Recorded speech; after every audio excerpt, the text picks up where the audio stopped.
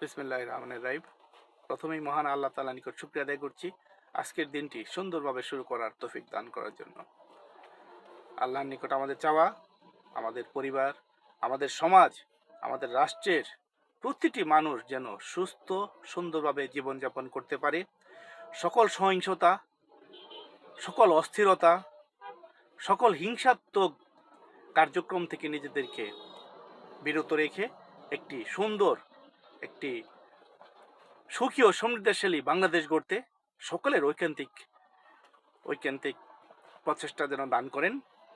পাশাপাশি পৃথিবীর যে সমস্ত জাতি, যে সমস্ত রাষ্ট্র বিভিন্ন সহিংসতা, যুদ্ধ, হিংসাত্মক অবস্থার মধ্যে অতিবাহিত করছে, দুর্ভিক্ষ সহ নানা প্রতিকূল অবস্থার মধ্যে অতিবাহিত করছে, সে সমস্ত প্রতিকূলতা, যুদ্ধ, সহিংসতা দূর করে দিয়ে একটি সুস্থ শান্তিময় পরিবেশ সৃষ্টি করার জন্য আল্লাহর নিকট আবেদন করছি। বিশেষ করে আমাদের মুসলিম জাতি, ফিলিস্তিনের গাজা, আফ্রিকার বিভিন্ন দেশ, সুদান, কঙ্গো সহ বিভিন্ন দেশ, মুসলিম এবং অমুসলিম, যারা বিভিন্ন যুদ্ধ বিগ্রহে, বিভিন্ন ধরনের সহিংসতায় জর্জরিত হয়ে সমাজ, রাষ্ট্র আজ বিপদগামী, তাদেরকে শান্তি এবং সুন্দর পরিবেশ সৃষ্টির মাধ্যমে তাদেরকে সুস্থ জীবনে ফিরে আনার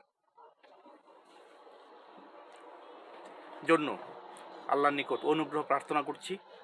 পাশাপাশি যে সমস্ত জাতি, যে সমস্ত রাষ্ট্র, যে সমস্ত ব্যক্তিবর্গ ইসলাম এবং মুসলিমদেরকে নিশ্চিহ্ন করতে সর্বদা প্রচেষ্টা চালাচ্ছে, তাদেরকে হেদায়েত দান করুন, অথবা তাদেরকে দৃষ্টান্তমূলক শাস্তি প্রদানের মাধ্যমে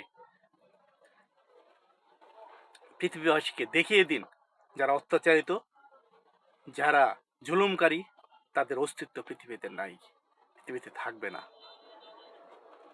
পরিশেষে আমার মাতৃভূমি বাংলাদেশ আজ রাজনৈতিক, সামাজিক, অর্থনৈতিকভাবে অনেকটা অস্থিরতা অবস্থা বিরাজ করছে।